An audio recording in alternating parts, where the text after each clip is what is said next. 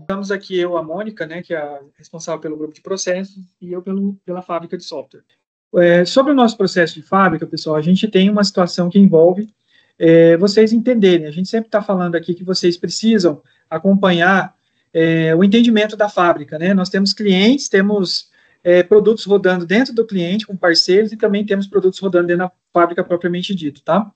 Quem são as pessoas envolvidas aqui nesse primeiro momento? Aí temos aqui no grupo de processos a Mônica, que é a líder do grupo de processos, tá? A Caroline Ribeiro, que é analista do processo junto com a Mônica aqui, e eu que estou como líder de fábrica nesse momento, tá bom? Então, nosso objetivo é compartilhar essas experiências aqui e explicar um pouquinho para vocês. Mônica, você quer falar sobre a biblioteca de ativos? Pode ficar à vontade. Boa tarde, gente. Obrigado pela paciência. Esperado, gente. Probleminhas técnicos. Primeiramente, né? Quando vai ser disponibilizado, quando vocês tiverem os acessos liberados aqui para dentro do nosso ambiente, vai ser disponibilizado um link da biblioteca de ativos para vocês acessarem. Eu sugiro fortemente que vocês deem uma olhada nos processos, porque são processos de fábrica, e esses processos, eles são o que são nossos pilares de atendimento e de trabalho, né? O que é importante ressaltar aqui? É importante a gente ressaltar que a empresa, ela possui uma certificação CMMI nível 5, né? O que significa isso? Que a gente tem processos de trabalho muito bem estabelecidos e implantados dentro da fábrica de software. Essa é a nossa maturidade em processos de fábrica de software. É isso que significa essa certificação para a gente, né? E isso significa também que, com essa certificação CMMI nível 5, todas as informações lançadas dentro dos nossos sistemas, elas possuem métricas e estatísticas que a gente utiliza para medir e monitorar todas as atividades realizadas aqui dentro. E essas medições, esses indicadores que são criados a partir dessas metas estatísticas, elas são repassadas para a diretoria tomar decisões, né? Então, é todo um fluxo de trabalho. Nós temos nossos processos estabelecidos, processos são seguidos dentro da fábrica de software, esses processos a gente consegue extrair indicadores, e com esses indicadores a diretoria consegue tomar decisões mais assertivas administrativamente, certo? A biblioteca de ativos, ela vai ser uma forte fonte de informação para vocês, tá? Dentro lá da biblioteca de ativos, vocês vão encontrar todos os nossos processos, como que funciona o nosso fluxo de trabalho, todos os nossos guias. Então, ali é uma grande fonte de informação para vocês entenderem como esses processos funcionam internamente e como devem ser seguidos esses processos dentro da execução das atividades de vocês. Dentro da biblioteca de ativos, vocês vão encontrar também alguns procedimentos de outros setores. A gente tem ali disponibilizados os procedimentos do setor de RH, que também é uma informação que vocês devem conhecer, né? Por exemplo, ali a gente encontra documentos dentro dessa biblioteca de ativos organizacionais, que é direcionado para documentos de outras áreas. Vocês vão encontrar, por exemplo, documentos como funciona o comitê de compliance, comitê do compliance, as normas e procedimentos que o compliance vai seguir dentro da empresa. A empresa também possui uma certificação de compliance ligada, né, nesse tipo de atividade. Vocês vão encontrar ali também, por exemplo, informações relevantes de como que funciona recesso, né, para colaboradores dentro da organização. Enfim, são procedimentos que vocês precisam conhecer, né, porque está diretamente ligado a nós, colaboradores dentro da organização. Interessante a gente saber. Aqui, esse é o principal fluxo de processo da fábrica de software, tá? A gente vai ter ali a parte de pré-venda, pré-game, game e pós-game. O que significa isso? Essa parte de pré-venda, ela vai ter basicamente uma atividade dentro do comercial, né? Aqui é o comercial quem atua, vendendo produtos, identificando possibilidade de negócio, tá dentro dessa parte aqui. Pré-game, essa parte de pré-game entra aqui planejamento e especificações, né? Essa basicamente vai ser uma parte do gerente de projeto, ele quem vai estar atuando mais fortemente aqui em parceria com vocês, e onde que vai estar a maior parte do trabalho de vocês, dentro de game. Então, aqui dentro de game vai estar todo a principal linha de trabalho de vocês, vamos colocar assim, né? Então, tá aqui dentro de game. A gente tem todos os processos e subprocessos que vão permear todas as áreas aqui. Análise, desenvolvimento, qualidade, tudo vai estar dentro de game aqui. O que eu acho interessante vocês entenderem? Todos os nossos fluxos de processo, eu trouxe aqui um exemplo para vocês, tá? Nós temos processos e subprocessos. O que significa? Subprocessos são são atividades que vão derivar, né? Derivadas de alguma coisa. O que é interessante vocês entenderem? Todos os nossos fluxos, eles foram montados de forma padronizada. Então, todas as informações, os fluxos que que vai trazer aqui para gente, quando vocês clicam dentro de alguma caixinha, vou trazer um exemplo para vocês aqui. Quando vocês clicam dentro de alguma caixinha do fluxo de trabalho, ele vai trazer para vocês informações do que a gente espera que essa atividade ela seja executada. Como a gente espera que essa atividade seja executada? Qual que é a entrada? Qual que é a saída dessa atividade? Se tem ferramenta de apoio? Se existe algum tipo de adaptação no projeto para essa atividade? Essas adaptações de projeto são basicamente situações em que o gerente de projeto vai atuar junto ao cliente e que o cliente vai dizer para nós que ele não quer.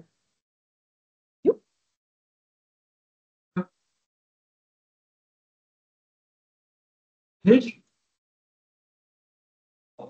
Pegou as duas, né? Eu acho que é a daqui, né? A internet.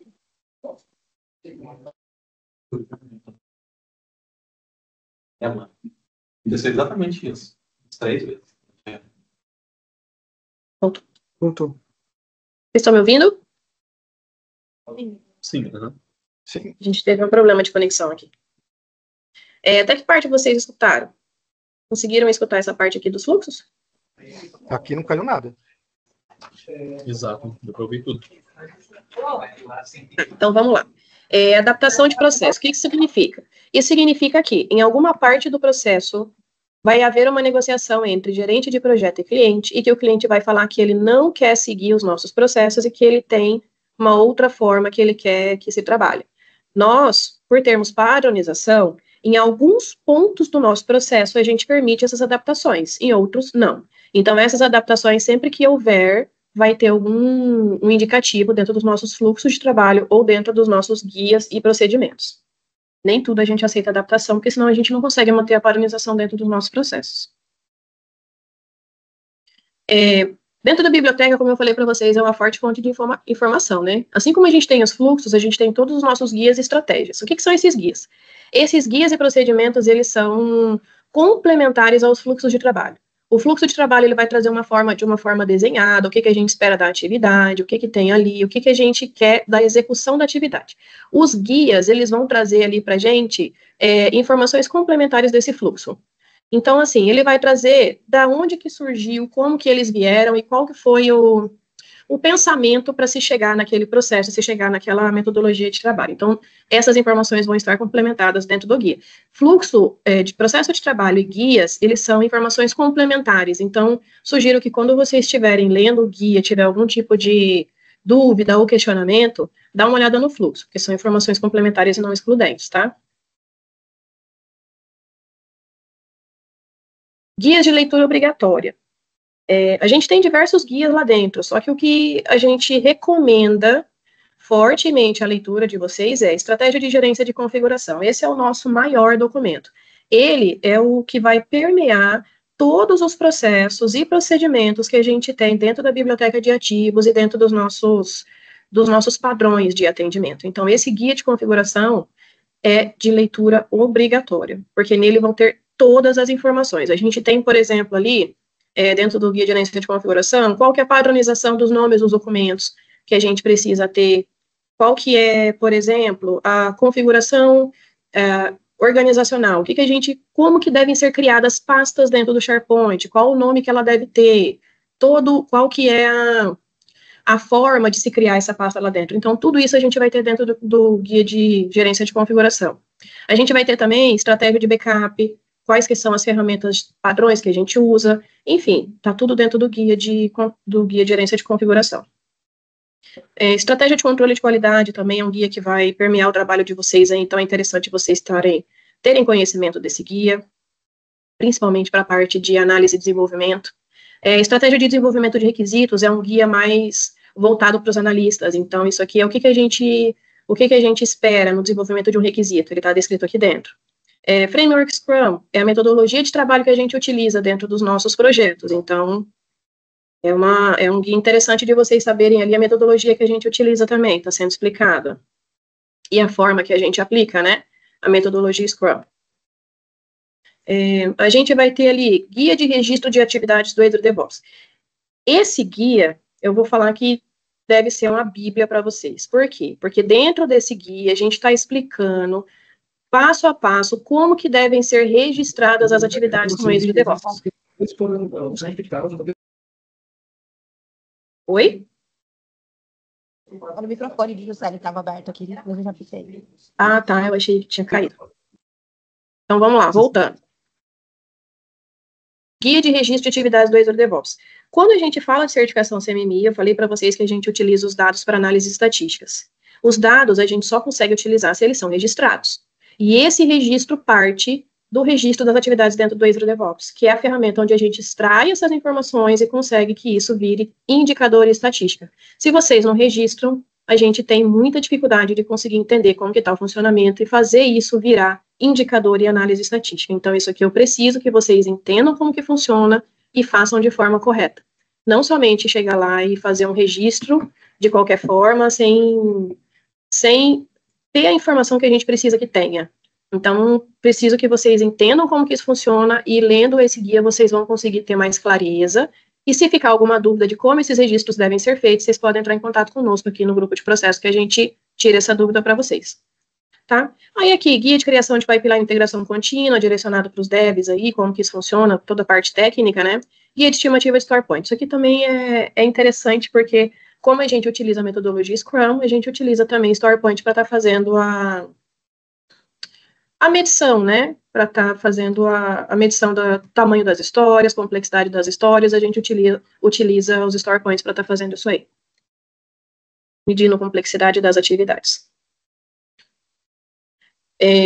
Ainda a biblioteca de ativos, a gente tem diversos templates, todos eles padronizados, certo? Então, o que vocês precisarem, elaboração de documento, qualquer tipo de documento, provavelmente vai ter um template disponível para isso. Não é em qualquer documento. É sempre dentro de um template utilizado e padronizado pela organização. Em alguns momentos, como eu disse para vocês, existem adaptações dos processos, né? Alguns templates podem ser adaptados de acordo com o que o cliente pede para a gente. Então, alguns templates são utilizados templates do cliente e não os nossos, mas isso vai depender de uma negociação do gerente de projeto com o cliente em específico. E isso, acredito que eles vão passar para vocês e vocês vão ter conhecimento quando esse tipo de situação ocorrer. A gente tem também uma parte de comunicação dentro da biblioteca de ativos. Treinamento organizacional é basicamente uma parte utilizada pelo RH, formulário de solicitação de capacitação, o gerente preenche, encaminha para o RH quando ele precisa de alguma capacitação para ser feita, avaliação de capacitação e treinamento, depois que esse treinamento é feito, tem toda uma tratativa em cima desse treinamento, dessa capacitação, que é feito pelo RH. O que é importante vocês entenderem aqui é o canal de sugestão de melhoria. Esse canal de sugestão, ele é diretamente ligado ao grupo de processos. Então, quando há alguma situação em que vocês queiram, né, diante ali do entendimento do processo, da execução da atividade de vocês, e vocês queiram dar uma sugestão de melhoria para o processo, é via esse canal. Quando vocês abrem essa solicitação, ela chega diretamente para o grupo de processo e a gente vai fazer a tratativa dessa solicitação. A gente vai ler, vai entender, provavelmente vai entrar em contato com vocês para entender o porquê, né, o motivo, para vocês explicarem melhor para a gente, e caso essa solicitação ela seja aceita, a gente vai fazer toda uma situação de alteração do processo, publicação, teste, e a gente vai colocar em prática caso essa melhoria, de fato, ela seja verificada que ela é positiva para dentro do nosso processo. Sugiro que vocês façam, tá? É bem importante para a gente gosta de entender, porque vocês que estão na ponta, executando a atividade, vocês conseguem identificar melhor para nós onde que há algum tipo de gargalo no nosso processo, algum tipo de situação em que a gente acaba perdendo por não estar no dia a dia executando a atividade que vocês fazem na ponta. Vou fazer uma contribuição aí, Mônica. Pavan, essa semana a gente trabalhou com o Juscelio e você, por exemplo, um template para uma arquitetura de sistema, lembra disso? Para o FIPLAN? Então, a gente podia fazer um exercício, depois desse onboard, de vocês fazerem o envio, né, de uma sugestão de melhoria para criar um template de arquitetura, de aplicação, baseado em parceiros, entendeu? No caso, esse template a gente pode oficializar, dar uma incrementada nele naquele modelo que trabalhou, para a gente poder ter mais um template, que pode contribuir aí com outros projetos e outros arquitetos, entendeu? O Davi, por exemplo, que está aqui, provavelmente ele já vai ter que fazer uso de um template igual a esse aí para poder contribuir. Então, a gente Por tecnologia, ou por parceiro, ou por processo, dependendo da situação, pode ser que a gente use mais de um template, né? Conforme a necessidade que a gente for enxergando. Então, é um exercício. Eu uso um canal de comunicação, que é esse que a Mônica está narrando para vocês, e o template que está sendo utilizado aí para um caso concreto para o parceiro do MTI, por exemplo, entendeu? Então, a gente pode estar estudando essa inclusão de um template novo ou com um perfil mais diferenciado aí, conforme necessidade, tá bom? Mas para vocês entenderem a associação disso aí. Beleza, mano. Seguindo aqui. Alguma dúvida, gente? Algum esclarecimento? Alguma parte que vocês não conseguiram entender da biblioteca? Tá tranquilo? Pode seguir? Tá. Vamos lá agora. Ferramenta Easily DevOps. Como eu disse para vocês, essa é a ferramenta que a gente utiliza para registro das atividades e é através dela que a gente vai extrair as informações para os nossos indicadores e métricas estatísticas. Então, aqui eu trouxe um exemplo, mas vocês vão achar essa informação mais detalhada e melhor detalhada também dentro do guia que eu expliquei para vocês, que é do registro de atividades do Easily DevOps. Mas, basicamente, essa aqui é a carinha do nosso Easily. A gente vai ter o projeto aberto, vai ter ali a wiki, onde vai trazer as informações do projeto, vai ter ali os boards com as atividades, onde vocês vão estar executando e estar registrando as tarefas de vocês. Esse aqui é um exemplo das sprints que a gente abre ali, com as histórias de usuário e em alguns casos, né, na verdade, quando vocês começam a executar as atividades, as tasks que vocês vão abrindo ligadas às histórias, né, vinculadas às histórias ali para a gente conseguir fazer o acompanhamento das tarefas que vocês estão executando para cumprir uma história de usuário, né, a gente trabalha com sprints, dependendo do projeto que vocês vão entrar, a sprint vai ter duração aí de 7 dias ou 15 dias corridos, né, 10 dias úteis, ou 5 dias úteis, aí realmente vai depender a critério do gerente de projeto e do projeto onde vocês vão estar atuando. Isso tudo é registrado no Easily DevOps para a gente conseguir entender o capacity do time que está atendendo, a quantidade de atividades que eles estão atendendo, a velocidade do time em atendimento, a produtividade do time para atender aquele projeto. Então, tudo isso a gente consegue extrair ali do Easily DevOps quando as informações são colocadas de forma correta lá para a gente. Aqui, um exemplo de história, né? Acho que vocês já estão familiarizados com isso aqui. As informações que a gente coloca dentro do Easily, tudo que está sinalizado de vermelho ali, são basicamente informações obrigatórias, nosso padrãozinho de história de usuário ali, de como ela vem dentro da história registrada no Easily. As vinculações de commit pull request, quando possível, né? Em alguns projetos a gente sabe que isso não tem a possibilidade, porque o Git fica no cliente, não fica com a gente, então não tem como a gente fazer essa vinculação dentro das nossas histórias. Aí aqui tem os nossos checklists. De novo, a depender do projeto, vocês conseguem fazer a marcação desse checklist ou não. Em alguns casos, a gente precisa fazer a adaptação desse checklist para o projeto de vocês, mas isso não é um problema. Isso é totalmente customizável e fácil de fazer, a gente faz essa configuração por aqui. A abertura de bug também vai seguir basicamente a mesma estrutura de uma história de usuário, né, com as suas peculiaridades. Vai depender também aí de como que o gerente de projeto vai estar conduzindo junto com vocês, mas de forma estrutural é basicamente a mesma da história, segue os mesmos princípios. Aqui uma task. Essas tasks, que é onde vocês vão utilizar para fazer o registro do esforço de vocês, esforço em tempo, tá? O que a gente tem muito aqui? A gente tem o esforço planejado e o esforço executado. O que acontece com bastante frequência e a gente tem tentado corrigir?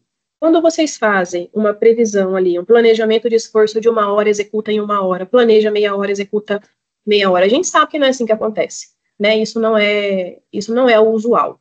Então, a gente sabe que o planejado é 1 hora, ou vocês fazem menos de 1 hora, ou vocês fazem um pouco mais de 1 hora. O que a gente espera? O que a gente pede para vocês? Registre o mais próximo da realidade possível. Executei em 55 minutos. Então, você executou em 55 minutos, não em 1 hora.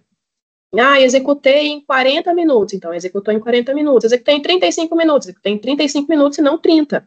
Né? Então, o que eu peço para vocês? Tentem registrar o mais próximo possível da realidade, porque quando chega esses números aqui tudo inteiro para a gente não consegue utilizar como métrica estatística. A gente tem que rasgar isso e começar do zero. Simplesmente não dá para utilizar. Ou então, que a gente vai fazer? Eu não vou rasgar os números e refazer. Eu vou provavelmente mandar para o gerente de projeto e mandar ele corrigir junto com vocês. Aí vai ter que vocês pegarem tarefa por tarefa para sair corrigindo esforço planejado, esforço executado. Provavelmente isso que vai acontecer. Porque eu preciso que essas metas, que esse registro do esforço esteja de forma correta dentro do sistema, para eu conseguir utilizar.